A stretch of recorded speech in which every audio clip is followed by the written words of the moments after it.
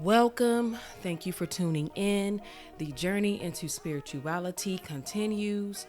It is I, one half of the duo, and your host, Regal, and I am here with the other half of the duo, my headache of 5 years, husband of 3, wonderful, wonderful husband of 3. Go ahead and drop, babe. Sheem, yeah, I like that. Wonderful, wonderful. That's right. And today, as a married couple, we will be discussing the secret of stress and what makes it so deadly in a physical and spiritual sense. And as mentioned in our channel description and other material, this is a expectation-free zone. My husband and I are people just as you. We are victims of stress and we experience things just as any other person, as individuals, and also as a married couple. So moving into it, we're going to be talking facts, experience, good versus bad habits, and combating stress. So to begin, we're going to talk facts. By definition, stress is a good or bad reaction in the body that can be internal and external that happens due to life changes and life adjustments. Again, that's good or bad, internal, external body reaction to a life change or adjustment. And you might be thinking, good stress? How can stress be good? Especially when they place so much emphasis on negativity and negative stress. By definition, good or bad stress is basically your body exerting energy, whether it's positive energy or negative energy.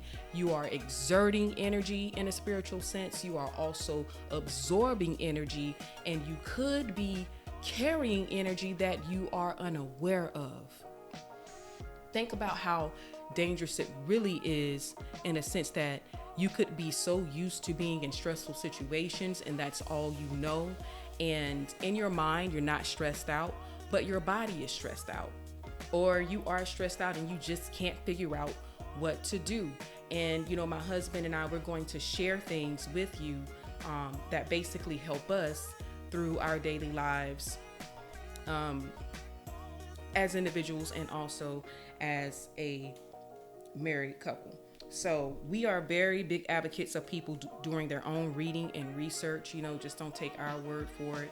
Definitely educate yourselves. The more you know, the more you grow.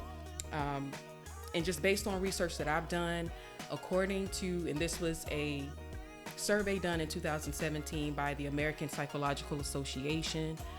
According to what I read, it basically said that Black, African American, Latino Americans, and this is in America, are 20% more likely to experience stress and mental illnesses that go unaddressed more than any other race. And, we know what's going on in the country. We know the circumstances behind a lot of the stress that we could be experiencing. We could write a book about those things, but we're going to move forward. So in this research, it also suggested that things like meditation and yoga were actually least likely activities to be chosen to help people relieve stress. And the funny thing is, these activities are the activities that give you the best and permanent results that you may be looking for. So going into experiences, my husband and I, as I stated earlier in our introduction, we've been together for 5 years. We've been married for 3 years. And within the first year of our marriage, we were married, moved into a new home, and expecting a baby. And I actually had 2 pregnancies back to back. And you could imagine the stress that I've went through during that situation, the stress that my husband went through during that situation. I'm sure there are other people who have gone through, more extreme situations or similar situations or situations that are a little different. And each and every day, we are still working on being conscious and aware of ourselves as individuals, and also as a married couple who still and currently may endure situations that involve stress. What you got to think? What you got to say about that, babe? Or what do you really think about that? I think stress is just, is one of those things where we don't talk about it enough, especially in society. It's something that people kind of glance over, and they don't realize how adverse the effects can be. Stress affects the body. My experience has been stress had me to the point where my hair was falling out, and I didn't even realize it. It was just happening. Until I was aware, I became conscious of it, and I started taking it a little more seriously. But stress is so deadly if it is left unmonitored. Right. It can make you sick. It weakens your immune system. It affects your ability to think clearly, to, make better decisions. It could cause you to have a stroke or a heart attack. It can give you body pain. And those are just a few of the signs that you may experience. We're talking like, migraines, headaches that constantly come about, losing vision, losing your hearing. Stress can do all kinds of things to your body. You have to definitely keep in mind that stress is, if you understand that is an energy that your body is constantly absorbing and exerting. And as energy beings, we are batteries, and if we're constantly giving out energy, and we're not giving ourselves the chance to recharge, ultimately, what happens? What happens? You die. You die like a dead battery, right? So you have to give yourself a moment in the day to have total peace and relaxation. And we're actually going to get into some good and bad habits. Speaking of being able to give your body a moment of total peace and relaxation, bad habits that do not actually help that people may participate in. Compulsive thoughts and behaviors like drinking because you're stressed out, or smoking because you're stressed out, doing any type of drugs because you're stressed out, eating because you're stressed out, sex, gambling, physical, mental abuse, transferring energy, your diet, what you eat. You know what I'm saying? You have to be cognizant of these things. You have to be aware of these things that you are doing. And the first step to being able to conquer stress or have more control over it is taking awareness and accountability. So having awareness and accountability are very important things that you need in order to take steps towards conquering your stress. And good habits would be, or, based on what I've researched, good habits that, people may partake in as far as relieving stress would be like having a hobby, hanging around positive, friends and family, getting in touch with nature, going for a walk, running, exercise, art, things of that nature. And although these may be positive things that may bring you peace, you may not still be getting that moment of total peace and relaxation that you need. Your body has to be in a total state of relaxation. And when I say total state, that means that you can't be moving. You don't want to be moving. You don't want to be thinking about anything. You don't want to be exerting your energy into anything. A total state of peace and relaxation so that you are able to recharge and revitalize your mind, body, and spirit. Those things are extremely important. Speaking from experience, as a victim of stress, anxiety, depression, and we will be getting into anxiety and, other mental illnesses and things further in the future. So definitely stay tuned for that. But it's important that you are able to do this, because if you do not, you are taking away from your lifespan, constantly exerting and absorbing energy, and not being cognizant of the type of energy that you are absorbing, and feeding your body that energy, just constantly feeding your body energy and not giving it enough time to process that energy or eliminate that energy and bring in new and positive energy. It gets dangerous, people. It gets dangerous, especially with the ways that you can transfer energy, you know what I'm saying, as far as through sexual activity, or just constantly being around someone who's an energy vampire, or just constantly exerting or sucking energy out of you and pushing that energy onto you. And as I mentioned before, those activities that you could do that I found and learned through research, it did, as I mentioned before earlier, it did state that yoga and meditation were the least likely activities that people chose to relieve stress. And as I stated before, those are the activities that give you the real results. And reasons that people may not use these activities is because they may be time consuming. They're not quick fixes. Using meditation and yoga, this is not something that you just do one time and you are just automatically healed immediately. This is something that you have to practice. You have to practice these things. Practice is extremely important in this process.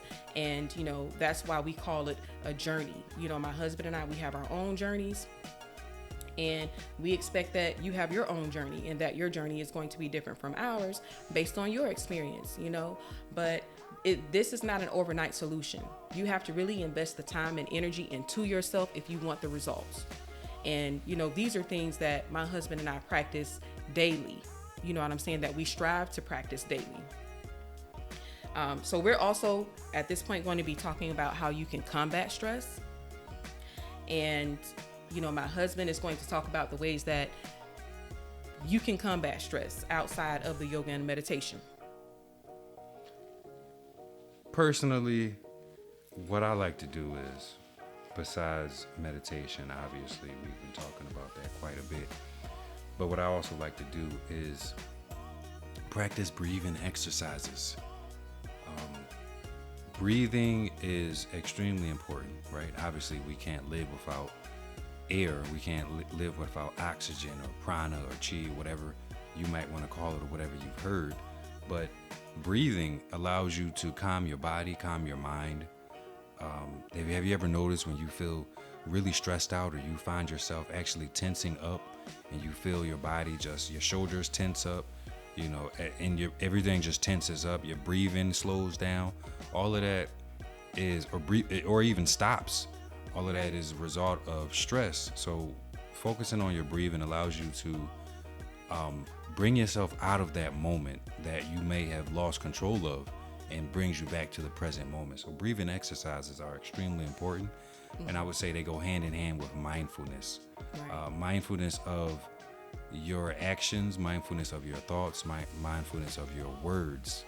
All of that plays a role in how you feel regarding stress in every area of your life, honestly.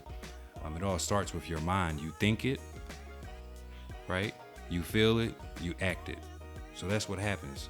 And it's the same way in regards to stress. Babe, you want to touch on some other points that might be good for you? I know that, like I said, those are my key elements that I would strongly suggest. Right. Other things that definitely work, and from experience in my journey, of course, as we mentioned before, meditation and yoga, prayer. Of course, prayer works. Pray whatever mighty divine force that you pray to. Awareness of yourself, paying attention to yourself, asking yourself questions like, why do I feel the way that I feel in the present moment? How does this affect me? Why is this right? Why is this wrong? Paying attention to your surroundings, who you surround yourself with. And this can be anywhere from friends, family, loved ones. You definitely have to pay attention to how those things affect you. Be mindful of, the transfer of energy. You definitely want to show gratitude. You want to be thankful for the state that you're in, that you're currently in at this very moment. If you want to improve and getting better and being better, nature sounds, affirmations, and of course, we always advise that you read and research these things for yourself. Your diet, of course, meats and meats, dairies are low vibrational foods. The higher the vibration, as far as like fruits and vegetables, the better. Of course, vegan, vegetarian diet is the best option as far as consuming food. Food is energy. So those are. And I'm sorry I cut you off, babe. And those of you who might be thinking about high vibrational food, low vibrational food, what is that? We can talk about that on another topic because we can go further in depth on that. Right. Just because food is your source of energy, right? You can't do anything without giving your body some type of energy source so that it can be mobile and active. And right. The right energy source. So we can give that video out at a later time. Definitely leave those comments below if you would like to hear something about that. Awesome. So we're going to go ahead and wrap this up. And, we definitely want to thank you all for your love, for your support. We truly appreciate your presence. You don't understand how much we appreciate your presence. You all, life, people inspires us. Definitely like, share, subscribe, share the wealth. Stay tuned for more and upcoming material. Next week, we're going to be diving into anxiety. If you're a first-time listener, definitely check out our meditation and affirmations. These things help. If you have the desire to be free and your mind is in the right place to use these things, they will definitely help and definitely be effective. So again, thank you. We appreciate you so much. And from me and my husband, until next time, be positive.